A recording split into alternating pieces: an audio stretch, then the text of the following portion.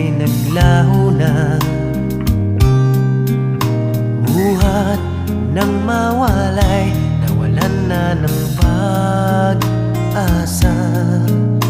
Lungkot at pagkalumbay ang lagi kong kasama. Masikip sa dibdib